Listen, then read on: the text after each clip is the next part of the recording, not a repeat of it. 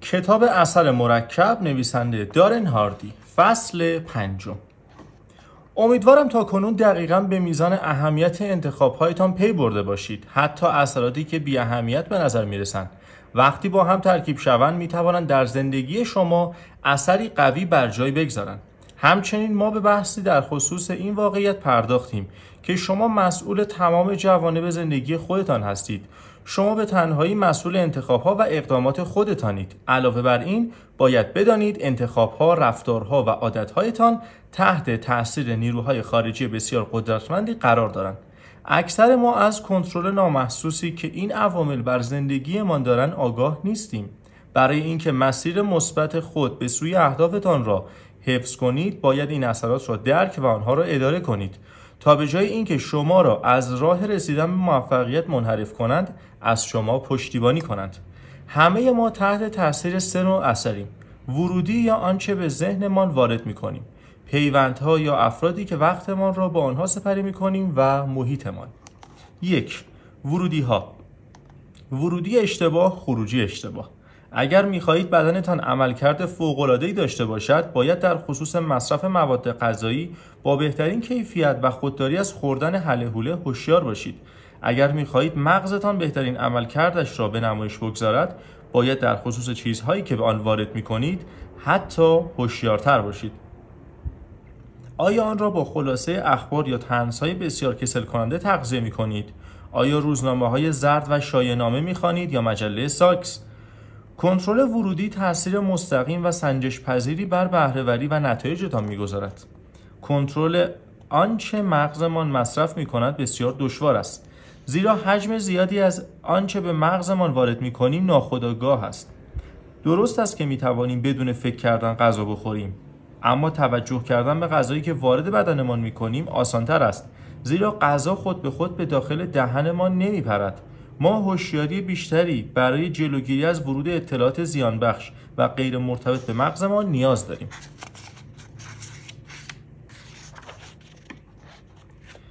انتخاب کننده بودن و مراقب بودن در برابر ورود اطلاعاتی که باعث منحرف کردن پتانسیل خلاقانه تان میشوند جنگی بی پایان است.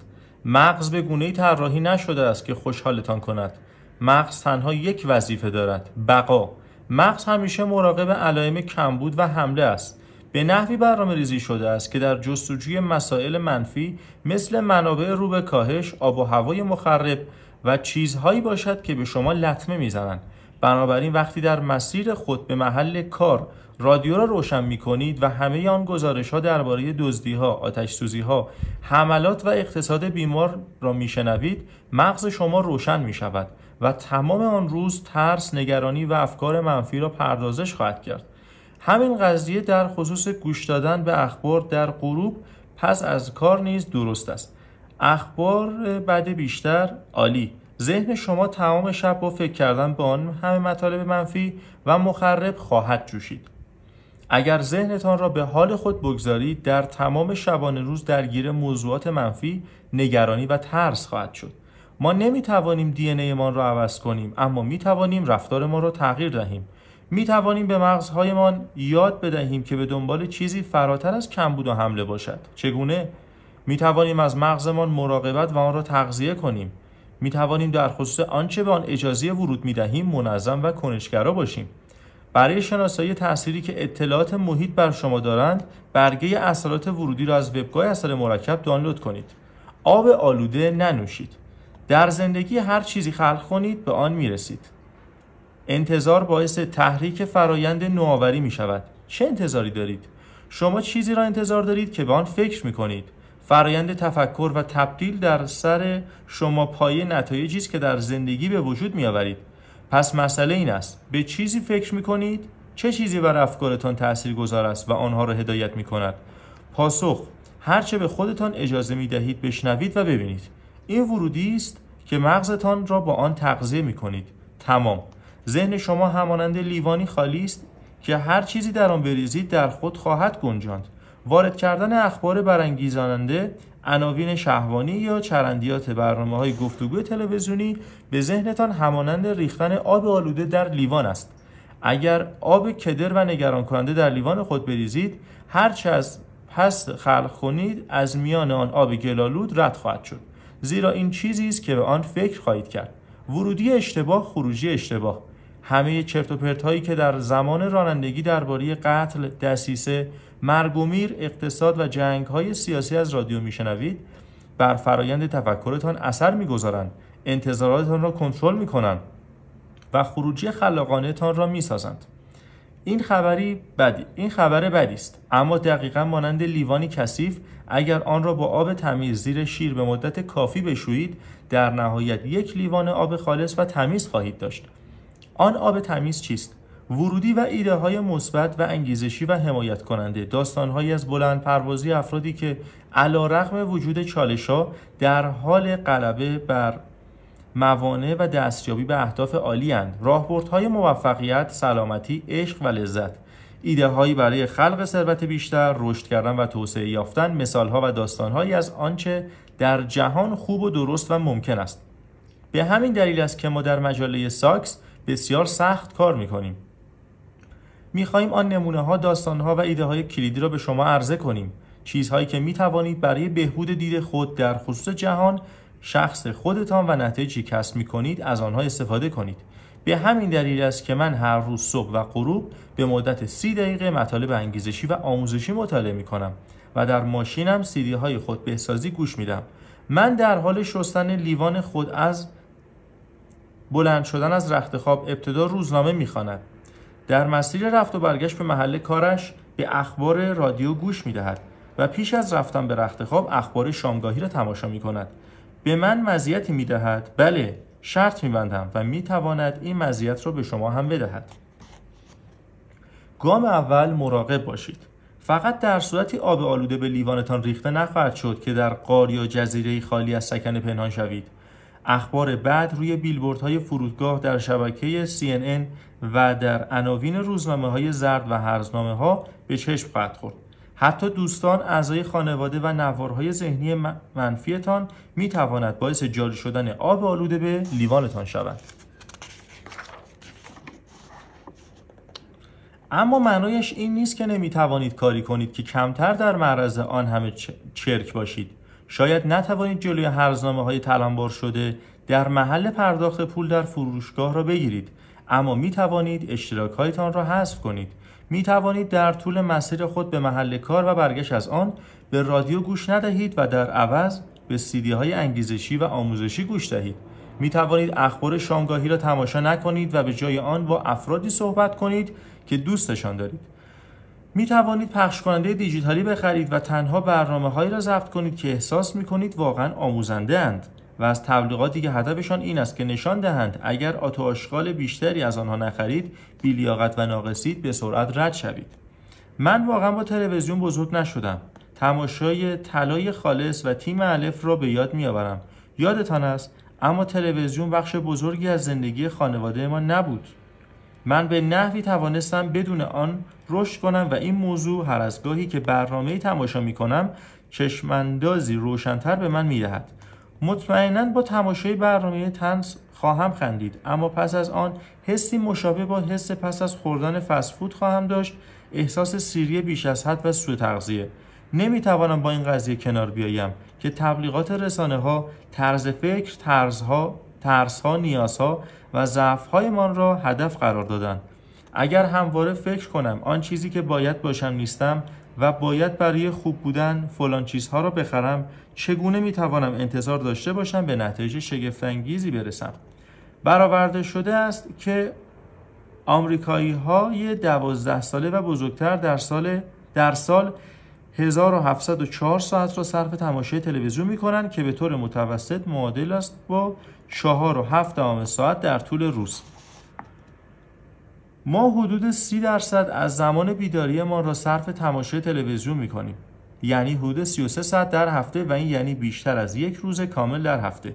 این آمار معادل با تماشای تلویزیون به مدت 2 ماه کامل در سال است. وای! و مردم تعجب می‌کنند که چرا نمی‌توانند در زندگی پیشرفت کنند. برای خودتان رژیم رسانه‌ای تعیین کنید. رسانه‌ها با گروگان گرفتن ما موفق می‌شوند. آیا تاکنون در آزادراهی با ترافیک چند کیلومتری گیر افتاده اید که باعث دیر رسیدنتان شود و از خود بپرسید چه چیزی باعث ایجاد این ترافیک شده است؟ حتما بارها به این وضع برخورده اید. وقتی در نهایت نزدیک میشوید میبینید هیچ چیز فیزیکی جریان ماشین ها را مسدود نکرده است. مدتی پیش ماشینی خراب شده و سپس به کنار جاده منتقل شده است. ترافیک 5 کیلومتری بابت افراد ایجاد شده است که سرک میکشند. حالا واقعا دلخور میشوید. اما پس از اینکه ماشینتان را از محل خرابی عبور کرد، چه اتفاقی میافتد؟ سرعتتان را کم میکنید، چشمتان را از جاده برمیگردانید و خودتان هم سرک میکشید. چرا افراد خوب و نجیب به دیدن چیزی غم‌انگیز و پوچ تمایل دارند؟ این ارثیه ژنتیکی ما است که به حس ما قبل تاریخ ما برای محافظت از خود باز می‌گردد. کاری از دستمان بر نمی‌آید، حتی اگر در خودداری از منفی نگری‌ها ماهر باشیم و خود را برای پیوسته مثبت نگر بودن آموزش داده باشیم. وقتی پای مسائل احساسی به میان می‌آید، ذات پایه ما نمی‌تواند مقاومت کند. مدیران رسانه از این موضوع آگاهند. آنها ماهیت شما را از بسیاری جهات بهتر از شما می‌شناسند. رسانه همواره از عناوین احساسی و تکان دهنده برای جلب توجه استفاده کرده است. اما امروزه به جای 3 شبکه خبری تلویزیونی و رادیویی، صدها شبکه وجود دارند که در 7 روز هفته به صورت 24 ساعته فعالند. به جای تعداد کمی روزنامه، پورتال‌های بی‌پایانی وجود دارند که ما را از رایانه‌هایمان به گوشیمان منتقل می‌کنند. رقابت برای جلب توجه شما هرگز خونین‌تر از الان نبوده است و صاحبان رسانه به طور پیوسته سهم خود را با رنجاندن یا غافلگیر کردن مردم بالا میبرند. آنها روزانه چند اتفاق از فجیع‌ترین، ننگاورترین، جنایی‌ترین، خونین‌ترین، دلگیرترین و هولناکترین و تنفرانگیزترین اتفاقات جهان را پیدا می‌کنند و آنها را از طریق روزنامه‌ها، کانال‌های خبری و اینترنت در همه جا پخش می‌کنند. در همین حین در طول همان دوره 24 ساعته میلیون‌ها اتفاق شگفت‌انگیز، زیبا و خارق‌العاده رخ دادند، اما چیزهای کمی درباره آنها می‌شنوید. در حالتی که در جستجوی موارد منفی هستیم، تقاضاهایمان بیشتر و بیشتر می‌شوند. چگونه اخبار مثبت می‌توانند به رقابت با آن دلارهای تبلیغاتی یا اعتبارات امید داشته باشند؟ بیایید دوباره به آزادراهمان بازگردیم. اگر به جای خرابی ماشین در کنار جاده زیباترین غروب آفتاب کل عمرتان را می‌دیدید، چه اتفاقی می‌افتاد؟ چه اتفاقی برای ترافیک می‌افتاد؟ من این اتفاق را بارها مشاهده کردم. این صحنه با بیشترین سرعت از برابر چشممان رد می‌شود. خطر بزرگ رسانه این است که دید بسیار تحریف شده‌ای از جهان به ما ارائه می‌کند. از آنجایی که تمرکز پیام رسانی بر تکرار موارد منفی است، مغز ما شروع به باور آنها می‌کند. این دید کج و معوج و کوتاه فکرانه تأثیر شدیدی بر قوه خلاقانه شما می‌گذارد. این پدیده می‌تواند فلج کننده باشد. فیلتر آشغال شخصیم. فعالیت‌هایم را با دیگران در میان خواهم گذاشت تا از ذهنم محافظت کنم. اما به شما هشدار می‌دهم، من رژیم ذهنی سختگیرانه و بسیار دقیقی دارم. شما باید خودتان را به اولویت‌های شخصیتان تنظیم کنید. این سیستم به زیبایی برای من نتیجه بخش بوده است. همانطور که ممکن است حدس بزنید، من به هیچ خبری گوش نمی‌دهم و هیچ روزنامه یا مجله خبری نمی‌خوانم. 99% از کل اخبار هیچ تناسبی با زندگی شخصی یا اهداف، رویاها و آرزوهای شخصیم ندارند. من تعدادی خبررسان RSS نصب کردم که اخبار و آخرین تحولات مربوط به علایق و اهدافم را شناسایی کنم. اخباری که برایم مفیدند به طور شفاف جداسازی می‌شوند و در نتیجه نیازی نیست در لیوان آبم گل وارد کنم، در حالی که اغلب افراد از میان ساعت‌ها چرندیات نامرتبط که تفکرشان را مختل می‌کنند و به روحیه‌شان آسیب می‌زنند عبور می‌کنند. من مفیدترین اطلاعات لازمم را در مواقع نیاز در کمتر از 15 دقیقه در روز به دست می‌آورم. گام دوم، زمان رانندگی را به فرصت تبدیل کنید. تنها حذف ورودی منفی کافی نیست. به منظور حرکت در جهت مثبت باید مغزتان را از موارد بد بشویید و آن را با موارد خوب پر کنید. ماشین من بدون این دو مورد حرکت نمی کند. بنزین و کتابخانه از CD های آموزشی که موقع رانندگی به آنها گوش میدم. آمریکایی ها به طور متوسط سالانه حدود 20,000 کیلومتر رانندگی می کنند. این عدد معادل 300 ساعت شستشوی بالقوه است. برایان تریسی مفهوم تبدیل ماشینم به کلاس درس سیار را به من یاد داد. سالانه دانشی معادل 2 ترم دانشگاه را فرا میگیرم. به این میزان فکر کنید. می توانید از زمان رانندگیتان که در حال حاضر در حال هدر دادن آن با گوش دادن به رادیو هستید استفاده کنید و از این طریق به سطحی معادل با درجه دکترا در رهبری، موفقیت در فروش، کسب ثروت، حسن روابط یا هر زمینه مطلوب دیگری برسید. این تعهد در کنار برنامه روتین شما برای مطالعه شما را از گروه افراد متوسط جدا خواهد کرد. هر بار یک CD، DVD یا کتاب. 2. معاشرت‌ها. چه کسی بر شما تأثیر می‌گذارند؟ کبوتر با کبوتر، باز با باز. افرادی که بر حسب عادت با آنها معاشرت می‌کنیم، دو گروه مرجع شما نامیده می‌شوند. طبق پژوهش‌های دکتر دیوید مککلاند، روانشناس اجتماعی از دانشگاه هاروارد، گروه مرجع شما 95% از موفقیت یا شکستتان را در زندگی تعیین می‌کند. بیشترین زمان خود را با چه کسانی سپری می‌کنید؟ چه افرادی را بیشتر تحسین می‌کنید؟ آیا این دو گروه دقیقاً یکی‌اند؟ اگر نه دلیل آن چیست؟ جیم ران به ما آموخت ما به آمیزه میانگینی از 5 شخص تبدیل می‌شویم که بیش از سایرین با آنها معاشرت می‌کنیم. ران گفت ما می‌توانیم کیفیت سلامتی، نگرش و درآمد آن را از طریق نگاه کردن به افراد پیرامونمان بگیریم. افرادی که زمان ما را با آنها می‌گذرانیم تعیین می‌کنند چه بحث‌هایی توجه ما را به خود جلب کند و به طور مرتب با چه نگرش‌هایی مواجه می‌شویم. در نهایت ما چیزهایی خواهیم خورد که آنها می‌خورند، شبیه آنها صحبت می‌کنیم، چیزهایی خواهیم خواند که آنها می‌خوانند، آنها فکر خواهیم کرد، چیزهایی تماشا خواهیم کرد که آنها تماشا می‌کنند، همانند آنها با مردم رفتار خواهیم کرد و حتی مانند آنها لباس خواهیم پوشید. نکته جالب این است که معمولا از اشتباه‌های بین خود و آن 5 نفر بی‌خبریم. چرا بی‌خبریم؟ به این دلیل که پیوندهایتان شما را یکباره عوض نمی‌کنند. آنها به مرور زمان شما را به آرامی تغییر میدن. تأثیرشان بسیار نامحسوس است. به گونه‌ای که انگار داخل تیوبی در اقیانوس هستید و حس می‌کنید در جا روی آب شناورید. سرتان را که برمیگردانید متوجه می‌شوید جریان آب 1 کیلومتر از ساحل دورتان کرده. به دوستانتان که پیش از شام پیش غذا سفارش می‌دهم و این برنامه روتینشان است فکر کنید. کافی است به اندازه کافی با آنها نشست و برخاست داشته باشید تا ببینید که به پنیر ناچو و پوست سیب زمینی علاقه‌مند شدند و دارید همراهشان نوشیدنی اضافه‌ای سرو می‌کنید.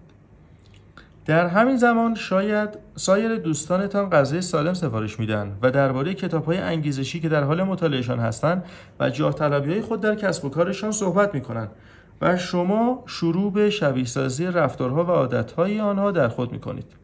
شما چیزهایی را که آنها درباره‌شان صحبت می‌کنند می‌خوانید و درباره آنها صحبت می‌کنید. فیلم‌های محبوب آنها را می‌بینید و به جاهای پیشنهادی آنها می‌روید. تأثیری که دوستانتان بر شما می‌گذارند نامحسوس است و ممکن است مثبت یا منفی باشد. در هر دو حالت این تأثیر بسیار قدرتمند است. ببینید نمی‌توانید با افراد منفی‌گرا دوست شوید و انتظار زندگی مثبت‌گرانه داشته باشید.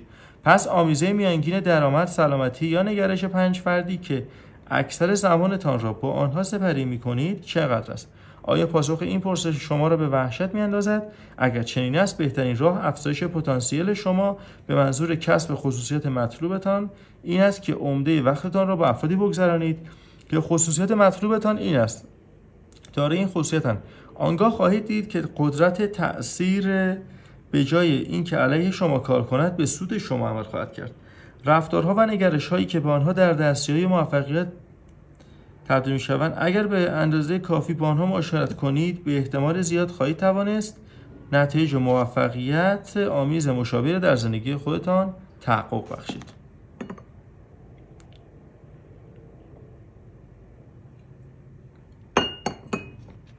اگر تاکنون این کار را نکرده اید نام 5 نفری را بنویسید که بیشترین زمان خود را با آنها سپری می‌کنید. همچنین خصوصیت اصلی آنها اهم از خصوصیت مثبت و منفی را یادداشت کنید. مهم نیست این 5 نفر چه کسانی اند. این افراد ممکن است همسر، برادر، همسایه یا همکار شما باشند. اکنون میانگینشان را بگیرید. میانگین سلامتی و تراز بانکیشان چقدر است؟ میانگین رابطهشان چگونه است؟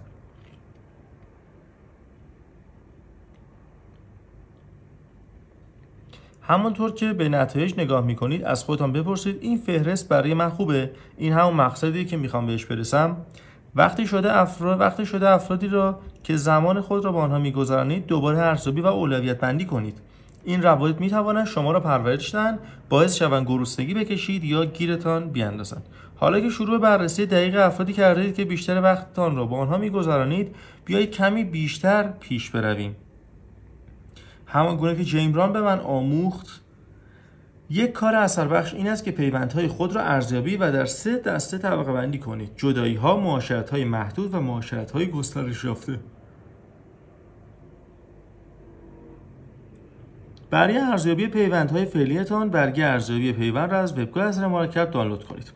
جدایی‌ها: شما در مقابل عواملی که فرزندانتان را تحت تاثیر قرار می‌دهند و افرادی که با آنها معاشرت می‌کنید از آنها محافظت می‌کنید. شما از اثراتی که این افراد ممکن است بر فرزندانتان بگذارند و در پی آن انتخاب‌های آیندهشان آگاهید. اعتقاد دارم این قاعده باید بر شما نیز اعمال شود. الان دیگر می‌دانید که افرادی هستند که باید رابطه خود را با آنها قطع کنید. به طور کامل برداشتن این گام آسان نیست، اما ضروری است. باید این تصویر دشوار را بگیرید که دیگر به عوامل منفی اجازه ندهید شما را تحت تاثیر قرار دهند. کیفیت زندگی مطلوبتان را تعیین و سپس اطرافتان را با افرادی پر کنید که آن دیدگاه را دارند و از آن پشتیبانی می‌کنند. من به طور پیوسته افرادی را که خواهان رشد و زندگی مثبت نیستند از دور و برم خط می‌زنم.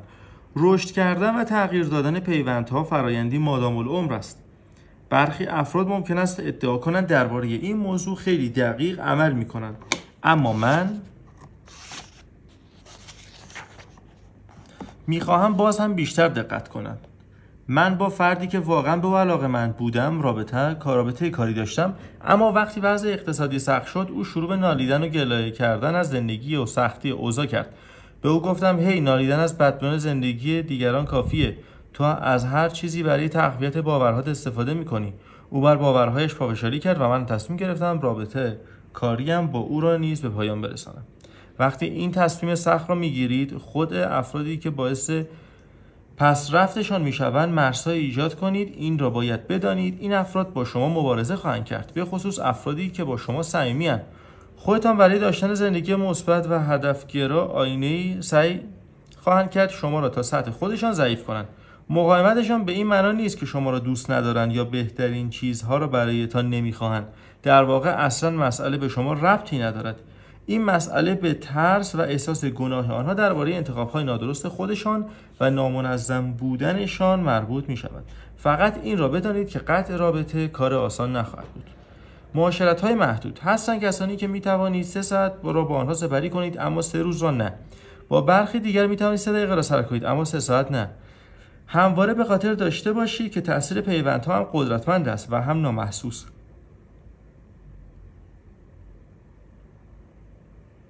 فردی که دارید با او راه می روید می تواند به صورت مجازی یا علنی تعیین کند که سرعت را کم یا زیاد کنید. به طور مشابه ممکن است از نگرش‌ها، اعمال و رفتارهای غالب افرادی که وقتتان را با آنها می‌گذرانید متأثر نشوند. بر اساس تصویری که دیگران از خود نشان می‌دهند تصمیم بگیرید که چقدر می‌توانید تأثیر آنها را بپذیرید. می‌دانم دشوار است. من باید این کار را در چندین مورد حتی با اعضای صمیمی خانواده انجام میدادم.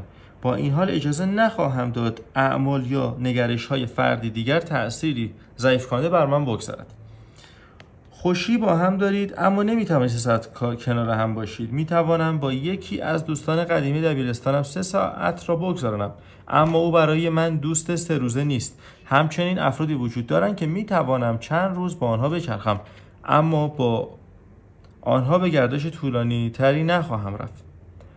نگاهی به روابطتان بیاندازید و مطمئن شوید با افراد 3 دقیقه‌ای 3 ساعت وقت نمی‌گذرد. معاشرت‌های گسترش یافته. تا اینجا درباره قطع رابطه با تاثیرگذاران منفی صحبت کردیم. وقتی در حال انجام دادن این کار هستید، لازم است با افراد جدیدی ارتباط برقرار کنید. افرادی را شناسایی کنید که دارای خصوصیات مثبت در حوزه‌های مد نظر شما برای پیشرفتند. افرادی با موفقیت مالی و کاری مطلوبتان، مهارت‌های بچه‌داری مد نظرتان، روابط مد نظرتان و سبک زندگی مورد علاقه‌تان را بیابید و آنگاه وقت بیشتری را با آنها سپری کنید. عضو کسب و کارها، باشگاه‌های سلامتی و سازمان‌هایی شوید که این افراد در آنها گرد هم می‌آیند و دوست پیدا می‌کنند. در ادامه خواهید دید که من چگونه برای سپری کردن وقتی با کیفیت حتی تا شهر دیگری رانندگی می‌کردم با نتایجی سعادت آور. در سراسر این کتاب از جیم ران بسیار تعریف کردم و می‌کنم، زیرا اگر پدرم را در نظر نگیریم او بهترین مربی من است، فردی که اثرات زیادی روی من گذاشته است. رابطه من با جیم نمونه‌ای کامل از معاشرتی گسترش یافته است، هرچند در مصاحبه‌ها و پشت پرده مراسم‌های مختلف فرصت غذا خوردن خصوصی و سپری کردن زمانی کوتاه با او را پیدا می‌کنم. بخش عمده از زمان من با جیم در حال گوش دادن به او در ماشینم یا مطالعه کتاب‌هایش در اتاق نشیمنم سپری شده است. من بیش از 1000 ساعت به طور مستقیم از جیم آموزش دیدم و 99% این زمان از طریق کتاب‌ها و برنامه‌های صوتی بوده است. بخش هیجان انگیزش اینجاست که صرف نظر از موقعیت فعلی در زندگیتان شما هم می توانید مربی دلخواهتان را داشته باشید. ممکن است در خانه مشغول نگهداری بچه‌های کوچک یا مراقبت از والدین مسنتان باشید. ساعات زیادی را با افرادی کار کنید که وجه اشتراک زیادی با آنها ندارید یا در بیرون شهر به دور از نزدیکترین ساختمان اداری زندگی کنید. ولی اگر او بهترین اندیشه ها، داستان ها و ایده هایش را در کتاب ها، CD ها، DVD ها و فایل های صوتی گردآوری کرده باشد، موهبتی عالی دارید، از آن استفاده کنید.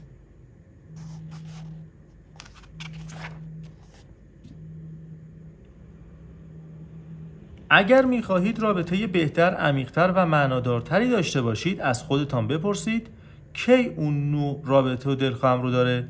چطور میتونم زمان بیشتری رو با اون شخص بگذرونم؟ کی رو میتونم ملاقات کنم که بتونه تأثیر مثبتی روی من بذاره؟ اجازه دهید درخشش آنها بر زندگی شما هم منعکس شود. با فردی دوست شوید که فکر میکنید بزرگترین و موفقترین فرد در حوزه شماست. چه چیزی مطالعه میکند؟ برای نهار کجا میرود؟ آن رابطه چگونه میتواند بر شما اثر بگذارد؟ می توانید این معاشرت‌های گسترش یافته را با عضویت در گروه‌های شبکه‌ای برای ایجاد رابطه با دیگران، توستمسترها و سازمان‌های مشابه ایجاد کنید. سازمان‌های خیریه، سمفونی‌ها و باشگاه‌های ورزشی و تفریحی را بیایید که در آنها افرادی گرد هم می‌آیند که می‌خواهید از آنها سرمشق بگیرید. همیاری با عملکرد عالی پیدا کنید. برای اینکه بیشتر در پیوندهای گسترش یافته قرار بگیرید، راه دیگری هم هست. متحد شدن با همیاری با عملکرد عالی، کسی که به اندازه شما به مطالعه و رشد شخصی پایبند باشد. این فرد باید مورد اعتمادتان باشد. شخصی به اندازه کافی برجسته تا به شما بگوید واقعا درباره شما و نگرش‌ها و عملکردتان چه فکری می‌کند. ممکن است زمان زیادی با فردی دوست باشید، اما او به هیچ وجه شما را خوب نشناسد. هدف این است بازخوردی تحریف نشده، صادقانه و خارجی بگیرید و بدهید. همیار پاسخگوی فعلی من دوست خوبم لاندون تیلور است. همانطور که پیشتر اشاره کردم، ما هر جمعه 30 دقیقه درباره پیروزی‌ها، شکست‌ها و اصلاحات هفتگی و موقعیت خود در برنامه‌های رشد شخصیمان تلفنی صحبت می‌کنیم. انتظار این مکالمه و دانستن اینکه باید به لاندون پاسخگو باشم من را در سراسر هفته متعهدتر نگه می‌دارد.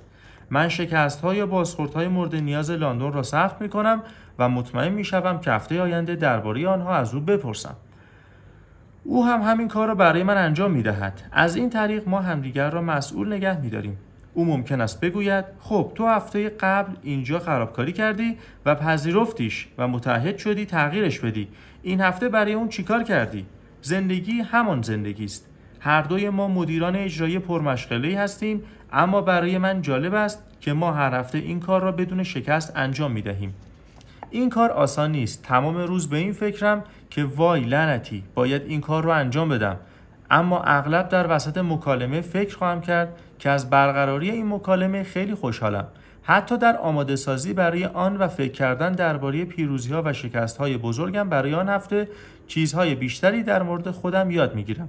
این هفته به لاندون گفتم میدونی من درگیر کارهای زیادیم. دارم کتابم رو می‌نویسم، دارم تلاش می‌کنم خیلی از کارهام رو عملی کنم، اما هیچ کدومشون برام گیرایی ندارن. اون گفت این آخرین هفته‌ای باشه که با آوردن یه دلیل احمقانه توی میز گردمون شرکت نمی‌کنی. گولم نزن. در واقع من با شناسایی نکردن موضوعی که برای در میان گذاشتن با او اندازه کافی به یاد ماندنی باشد خودم را فریب می‌دادم. اگر مایلید چالشی جدی برای شما دارم. آیا می‌خواهید بازخورد واقعی دریافت کنید؟ افرادی را پیدا کنید که به اندازه کافی مراقبند با شما صادق باشند. از آنها بپرسید از نظر شما من چطور آدمی هستم؟ قوت‌های من از نظر شما چه چیزی‌اند؟ به نظر شما در چه زمینه‌هایی می‌توانم پیشرفت کنم؟ به نظر شما کجاها خراب می‌کنم؟ به نظر شما متوقف کردن چه کاری بیشترین سود را برایم دارد؟ از نظر شما باید شروع به انجام دادن چه کاری کنم؟ برای مشاوره سرمایه گذاری کنید.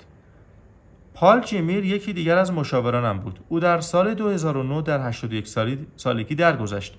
هر موقع فکر می‌کردم دارم از پس کارهام برمیام و واقعا با عالی بازی می‌کنم به سراغ پال می‌رفتم.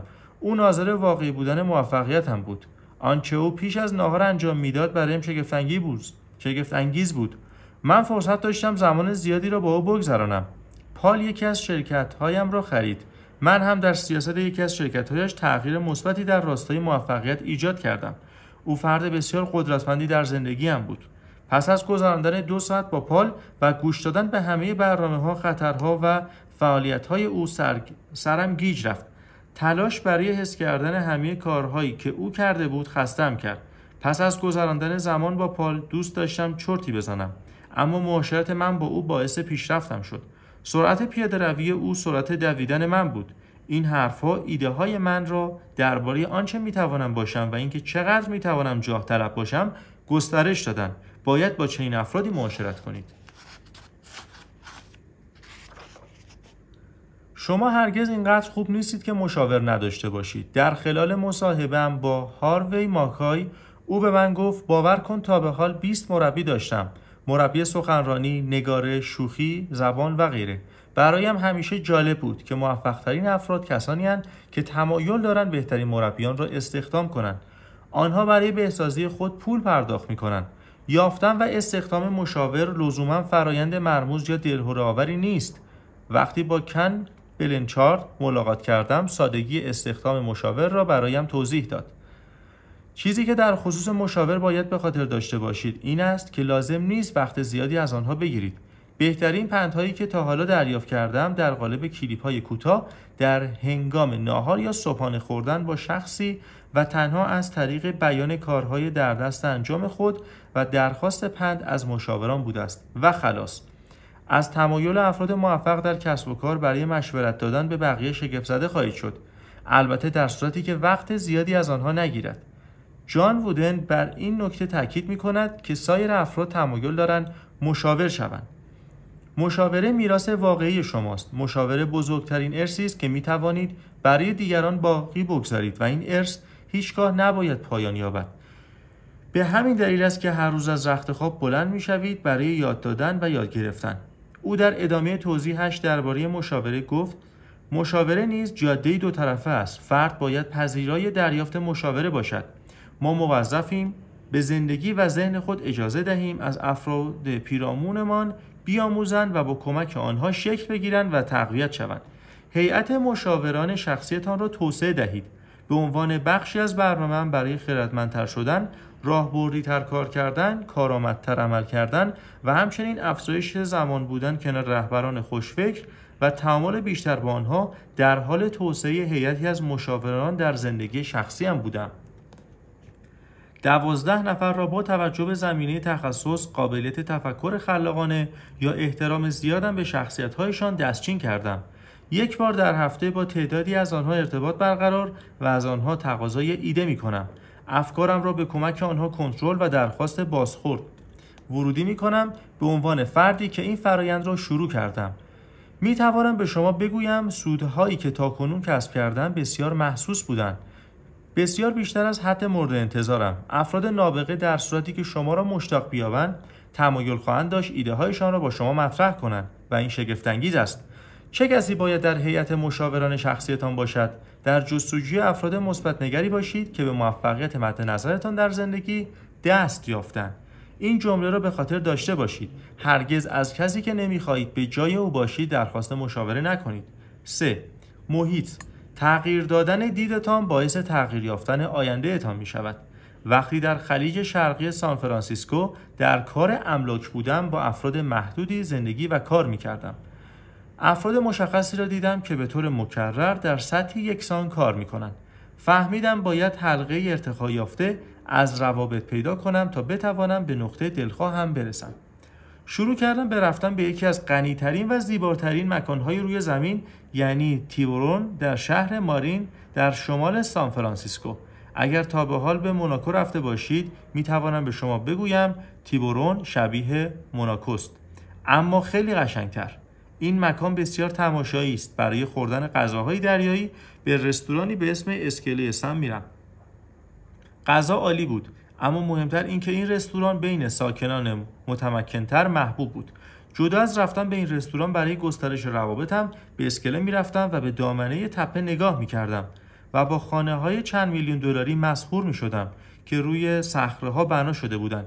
یکی از این خانه‌ها همیشه چشمم را به خودش خیره می‌کرد. خانه آبی 4 طبقه‌ای با آسانسور و سایقه‌گیری روی سقف. همیشه با خودم می‌گفتم مگر خانه عالی چگونه است؟ اگر کسی می‌توانست تنها یکی از آنها را به من بدهد، کدام یکی را انتخاب می‌کردم؟ جواب همیشه یکی بود: این خانه آبی رنگ زیبا. این خانه در بهترین محل بود و چشم‌اندازی فوق‌العاده داشت. گل سرسبد آن خانه ها بود. وقتی یک روز صبح پس از خوردن ناهار به خانه برمیگشتم، در مسیر تابلوی خانه فروشی را دیدم که با خودم فکر کردم که احتمالاً بررسی کردن آن جالب است. هر تابلو به تابلوی دیگری هدایت میشد و من آن تابلوها را به صورت زیگزاگ روی صخره‌ها و از میان کوچه‌های باریک دنبال کردم. در پایان به بالای تپه رسیدم و خانه تبلیغ شده را یافتم. وقتی وارد شدم و به بیرون پنجره روی خلیج نگاه انداختم، جهان پیش رویم گشوده شد. نوک شبه جزیره تیبورون، جزیره آنجل در آن سوی خلیج، بروکلی و خلیج شرقی، پل خلیج و کل خط افق سانفرانسیسکو تا پل دروازه طلایی در گستره 300 درجه دیده می شدن. به بالکن رفتم و به دور و برم نگاه کردم. ناگهان متوجه شدم این همان خانه است که سالها به آن نگاه می کردم. این همان خانه آبی بود. من همانجا قراردادم را بستم. خانه رویایم را دیگر مال من بود. واقعا نمیتوانم بگویم در آن رستوران کسی را ملاقات کردم که زندگیم را تغییر داد. هرچند آن محیط تاثیر زیادی بر من گذاشت. دیدن آن خانه ها در بالای صخره‌ها بلند پروازیم را برانگیخت و رویاهایم را گسترش داد. از آن پس سخت‌تر از آن چیزی که فکر می‌کردم ممکن است کار کردم تا بتوانم رویاهایم را تحقق ببخشم و آن رویاها محقق شدند. ممکن است رویاهای موجود در ذهنتان از محیطی که خود را در آن میابید بزرگتر باشند. گاهی باید از آن محیط خارج شوید تا به رویایتان جامعه عمل بپوشانید. این کار مانند کاشتن نهال بلوط در گلدان است. وقتی ریشه های این نهال محصور شوند، رشد آن محدود می شود. این نهال برای تبدیل شدن به درخت بلوط سترگ نیازمند فضای زیادی است. شما هم همینطورید. وقتی درباره محیط صحبت می‌کنم، منظورم فقط محل سکونتتان نیست. منظورم هر چیزی است که احاطه‌تان کرده است. ایجاد محیطی مثبت برای پشتیبانی از موفقیتتان به معنای پاک کردن همه خرت و پرت‌های در زندگیتان است. نه تنها خرت و پرت‌های فیزیکی که کارآمد و نتیجه بخش کار کردن را برایتان دشوار می‌کنند. اگرچه این کار نیز مهم است، بلکه در هم ریختگی‌های روانی حاصل از چیزهایی در پیرامونتان که کار نمی‌کنند، شکستن و باعث می‌شوند چهره در هم بکشید. هر چیز ناقصی در زندگیتان نیز نیروی تخلیه کننده بر شما وارد می‌کند و انرژی لازم برای دستیابی شما به موفقیت را می‌دزدد. درست مانند خوناشامی که خونتان را می‌مکد. هر وقت تعهد و توافق ناتمام شما را از رمق می‌اندازد، زیرا از رسیدن شما به تکانه جلوگیری می‌کند و توانایی پیشرویتان را از بین می‌برد. کارهای ناتمامتان را از شما می‌خواهد تکمیلشان کنید. پس فکر کنید امروز چه کارهایی را می‌توانید به پایان برسانید. به علاوه وقتی در حال ساخت محیطی برای پشتیبانی از اهداف خودتان هستید، به خاطر داشته باشید هر چیزی را که تحمل کنید وارد زندگیتان خواهد شد. این قاعده در همه زمینه‌های زندگیتان درست است. به خصوص در روابط با خانواده، دوستان و همکاران، هر چیزی که تصمیم به تحمل کردن آن گرفته اید، همین حالا در موقعیت‌ها و اوضاع زندگیتان منعکس می‌شود. به عبارت دیگر، هر چیزی را بپذیرید و خود را شایسته آن بدانید. در زندگی به آن دست خواهید یافت. اگر بی احترامی را تحمل کنید، به شما بی احترامی خواهد شد. اگر افرادی را تحمل کنید که دیر می‌کنند و شما را منتظر می‌گذارند، افراد تأخیر می‌کنند. اگر کار زیاد با حقوق کم را تحمل کنید، این وضع برای شما ادامه خواهد یافت. اگر اضافه وزن، خستگی و بیماریتان را تحمل کنید، همیشه همینطور خواهید ماند. سازمان یافتن زندگی حول استانداردهایی که برای خودتان تعیین می‌کنید شگفت‌انگیز است. برخی افراد فکر می‌کنند قربانی رفتار دیگرانند، اما در واقع ما بر نحوه رفتار دیگران با خودمان احاطه داریم. از فضای احساساتی، ذهنی و فیزیکیتان محافظت کنید تا بتوانید به جای آشفتگی و تنشی که جهان بر شما اعمال خواهد کرد، با صلح و آرامش زندگی کنید. اگر می‌خواهید برنامه روتین منظمی از روال و ثبات را تقویت کنید تا تکانه بزرگ نه تنها در خانه‌تان را بزند، بلکه وارد خانه‌تان شود، باید مطمئن شوید که محیطتان را پذیرا و حامی مبدل شدن شما به فردی در سطح جهانی است. حال که بحث ما درباره تبدیل شدن به سطح جهانی است، می‌خواهم در فصل بعد به شما کمک کنم تمام چیزهایی را که تاکنون آموخته اید انجام دهید و رمز سرعت بخشیدن به نتایج را با شما در میان بگذارم. دستیابی به نتایج بهتر تنها با کمی تلاش بیشتر تا حدودی شبیه تقلب کردن است، مثل سبقتی ناعادلانه. اما چه کسی گفته زندگی عادلانه است؟ خلاصه گام‌های عملی: تأثیر ورودی رسانه و اطلاعات بر زندگیتان را شناسایی کنید.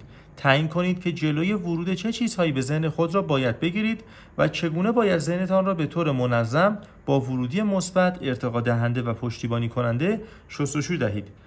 برگه تأثیر ورودی را از وبگاه اثر مرکب دانلود کنید. پیوندهای فعلیتان را ارزیابی کنید. رابطه خود را با چه کسی باید محدودتر کنید؟ ارتباطتان با چه کسی را باید به طور کامل قطع کنید؟ راههایی برای توسعه پیوندهایتان طراحی کنید. برگه ارزیابی پیوند را می توانید دانلود کنید. همیاری با عملکرد عالی انتخاب کنید. تصمیم بگیرید چگونه هر چند وقت یک بار و برای چه چیزهایی از یکدیگر جواب بخواهید و انتظار دارید طرف مقابل چه ایده هایی را در بحث مطرح کند. 3 حوزه از زندگیتان را شناسایی کنید که برای پیشرفت در آنها بیشتر متمرکز شدید. در هر یک از این زمینه مشاوری پیدا کنید و او را استخدام کنید. مشاوران شما می توانند افرادی باشند که به آنچه آرزویش را دارید دست یافتند و با آنها گفتگوهای مختصری می کنید، یا متخصصانی باشند که ایده های خود را در کتاب‌ها نوشتن یا روی CD منتشر کردند. پایان فصل 5.